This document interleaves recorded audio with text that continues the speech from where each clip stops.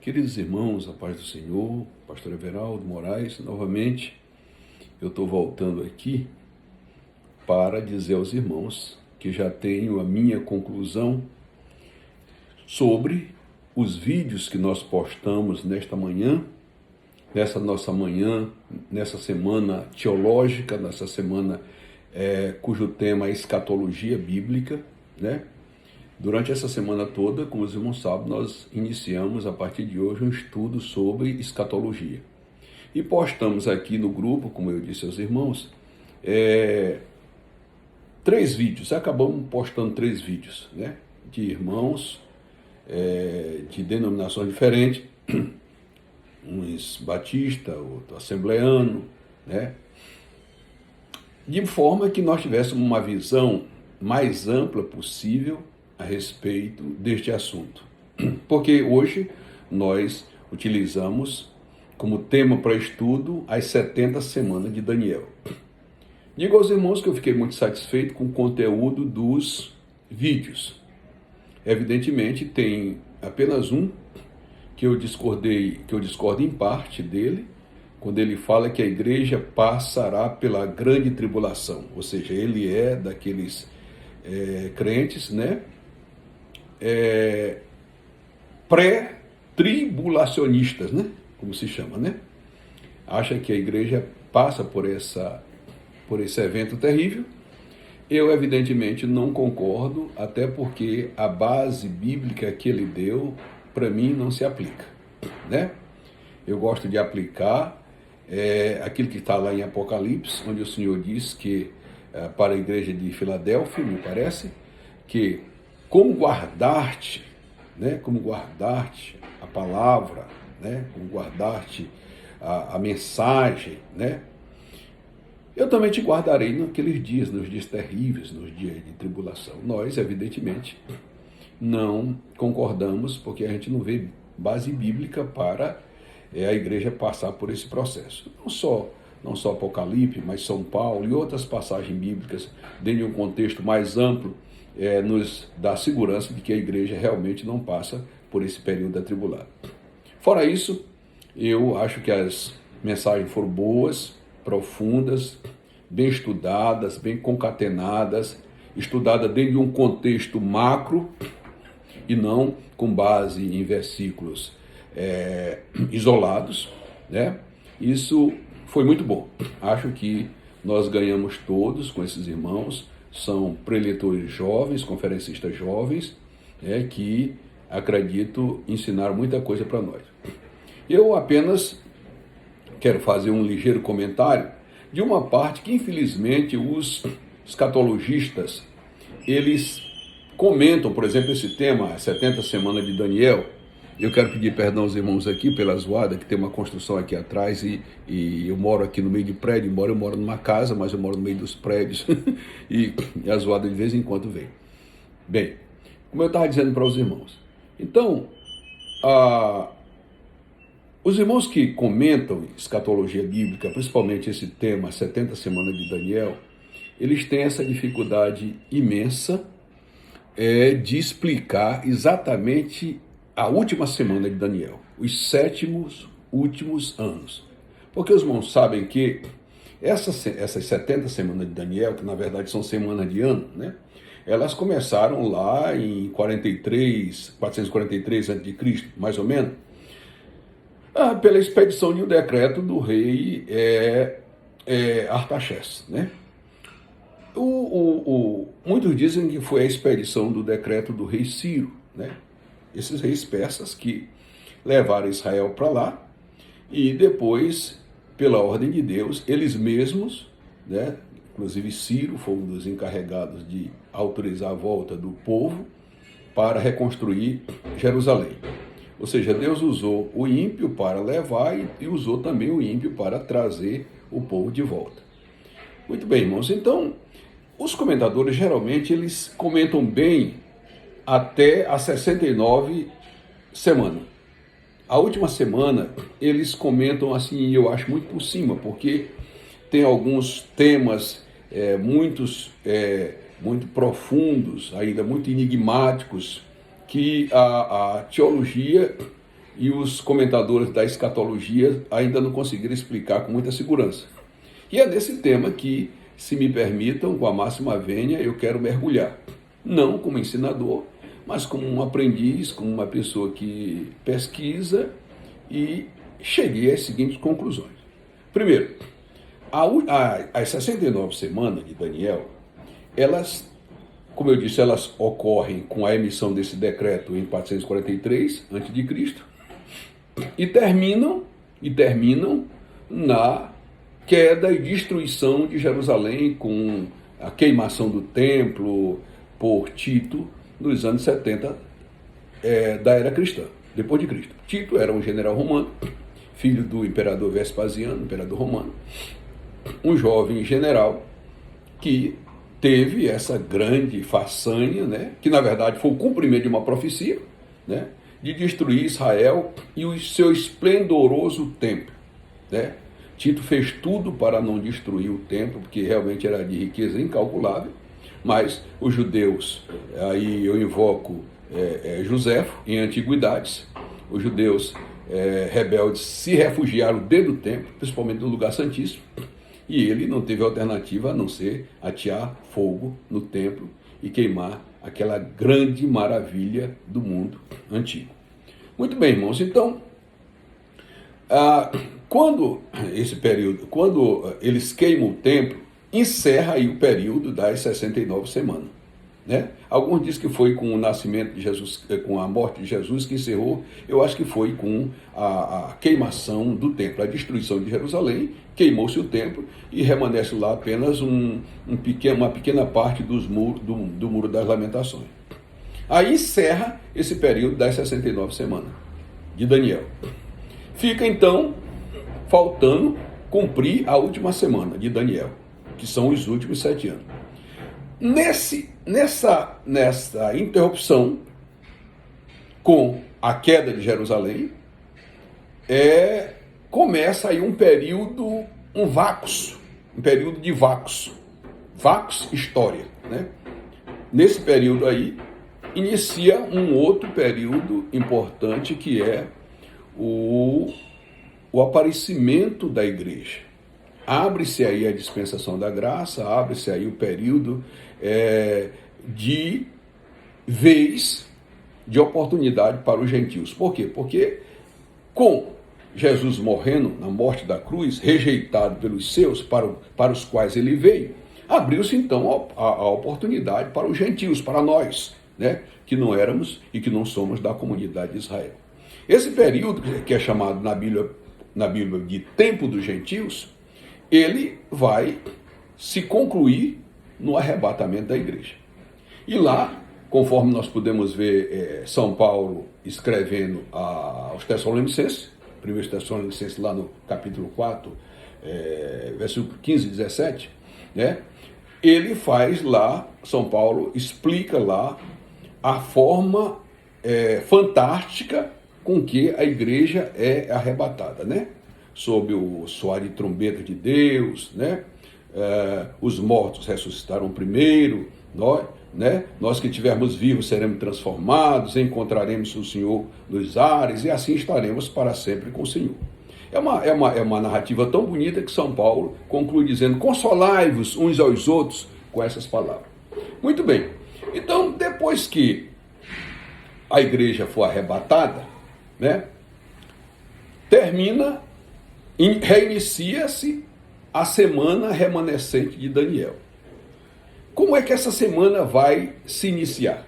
A última semana de Daniel, os últimos 7 anos. É que com o arrebatamento da igreja, haverá sumiço de pessoas em toda parte do mundo.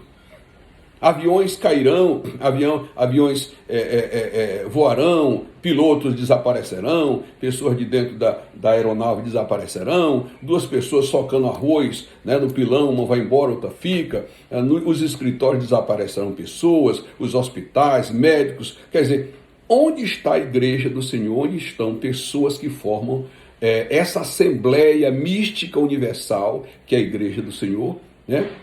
Desaparecerão. Há um sumiço de gente generalizado. Vamos ter aí uma pandemia de desaparecimento de pessoas no mundo todo. E, evidentemente, aí surgirá a necessidade de se levantar uma pessoa, um homem, uma autoridade de credibilidade internacional para barrar isso. Porque o mundo não vai ver esse desaparecimento como um arrebatamento da igreja. O mundo vai ver como se fosse assim um disco voador, essas naves estranhas, né? Essas pessoas estranhas, pessoas extraterrestres, né? Assim que deverá ocorrer, né? Muito bem. Quando a igreja é arrebatada e há essa ebulição de pessoas, esse incômodo, né? Essa catástrofe internacional de desaparecimento de pessoas, né? As nações vão procurar um homem que tenha pulso, um homem que tenha autoridade para liderar o mundo nesse momento, para dar um fim nesse sumiço de pessoas. Evidentemente que eles não sabem de que se trata. E aí, meus amados irmãos, o que acontece? Esse homem, que na verdade é a besta que surgiu do mar, por quê? Porque ele surge do mar, o mar, isso são nações, é um consenso de nação, né? Este homem aí, que é o chamado anticristo, né? Tem vários anticristos, porque a palavra anticristo é aquelas pessoas que se opõem a Cristo, mas ele é o anticristo previsto lá no livro de Daniel. Para entendermos tudo isso, é preciso examinarmos o livro de Daniel, principalmente a partir do capítulo 9, né? Então, você vai ver que lá no livro de Daniel tem um conglomerado de chifres, me parece que 10 chifres, e tem um chifre pequeno, ele surge do meio dos demais, certo? Que é aqueles 10 chifres, na verdade é uma confederação de nações, e surgirá um chifre pequeno. O que significa dizer que o anticristo não é o Papa, não é o presidente dos Estados Unidos, não é uma pessoa grande, né? Pelo contexto bíblico, a gente pode prever que ele é um homem comum, né? Um homem que não tem tanta projeção, mas ele se levanta com ideias fantásticas que fará o mundo se curvar diante dele. Muito bem. Feito isso, a Israel, com as demais nações, farão um pacto.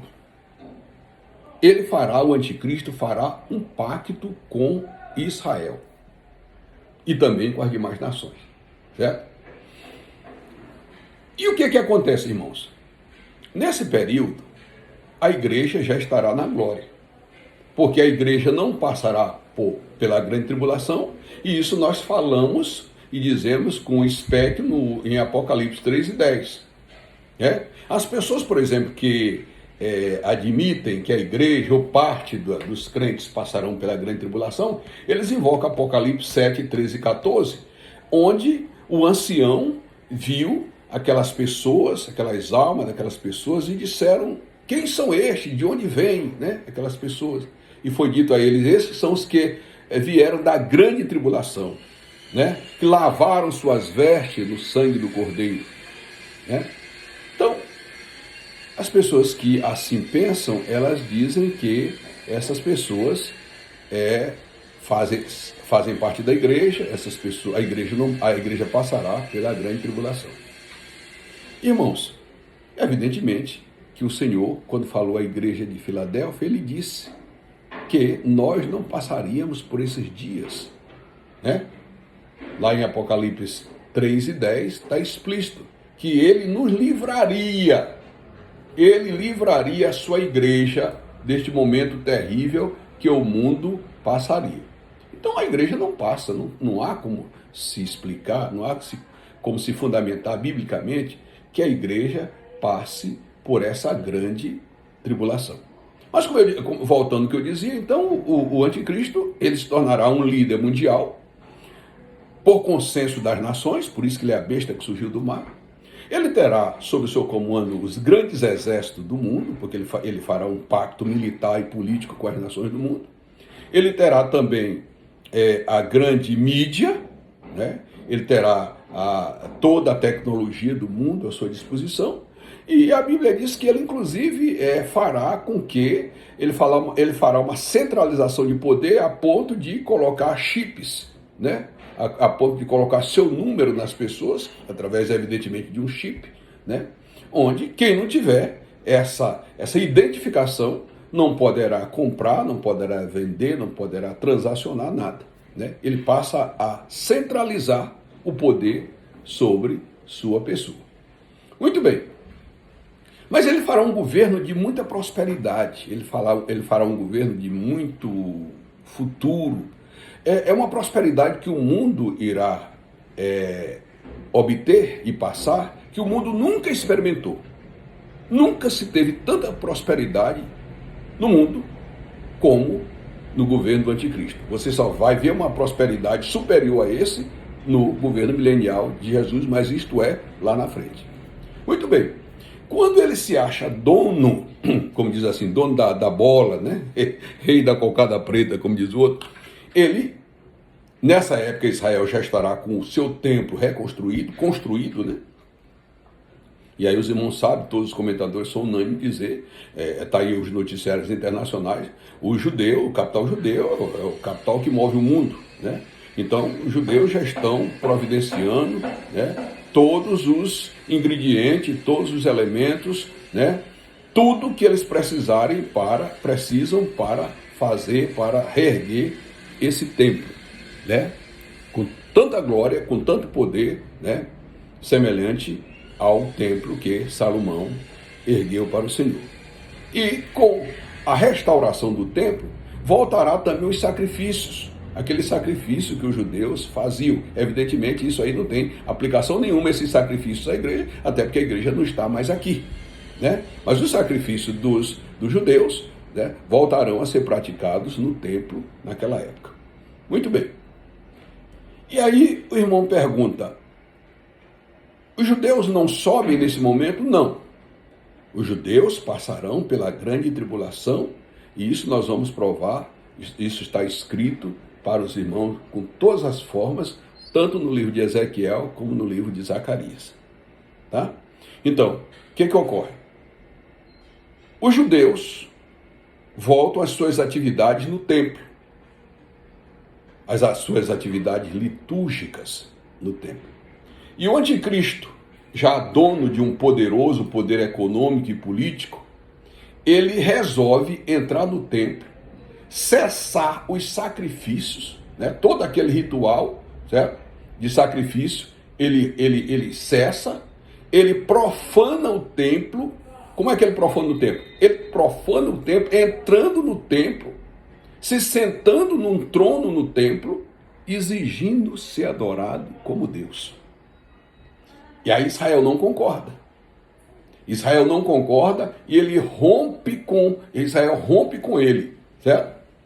Israel rompe com ele. Enquanto isso, a igreja está passando por um período excelente, excepcional no céu. Pelo menos participando de 2 eventos. O primeiro dele é as bodas do Cordeiro, que é um casamento. Né? Que é um casamento de Jesus com sua igreja, ou seja, Jesus agora festejando com sua igreja a chegada da sua igreja nos céus, né? E aí tem até a inspiração de que Abraão, Isaac e Jacó servirão à mesa, estarão lá, né? Então o fato é que é uma grande festa de recepção para a igreja, as chamadas bodas do Cordeiro, né? Nós vamos ver isso lá em Apocalipse 19, 7. E também tem um julgamento, depois dessa recepção, parte para um julgamento dos crentes, está lá em 2 Coríntios 5 e 10. Né? Esse julgamento, São Paulo traça o perfil dele como um julgamento em que nós vamos receber, né, galardões. Não é um julgamento condenatório, né? Que as pessoas que estão no céu já estão salvas, mas é um julgamento de mérito. O mérito que nós tivemos em fazer a obra de Deus, aqueles que lutaram, aqueles que ganharam alma, aqueles que deram até sua vida, né, pela obra de Deus, né? Esses receberão, serão aquinhoados, serão privilegiados, serão destacados pela coroa da vida, pela coroa da justiça e outros galardões que o Senhor nos dará naquele dia.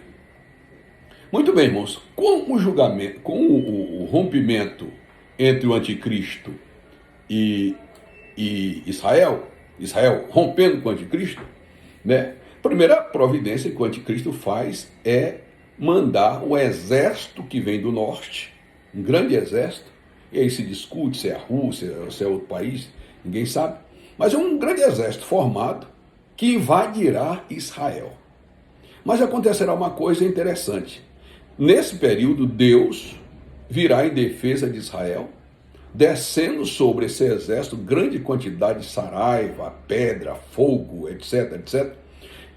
Israel não terá que lutar, mas virá do céu um grande livramento. Esse exército será destruído pela mão do Todo-Poderoso. A Bíblia diz que essa carnificina é tão grande que Israel levará 7 meses,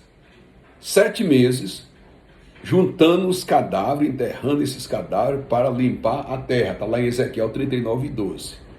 Né? Israel leva 7 meses só juntando esses cadáveres.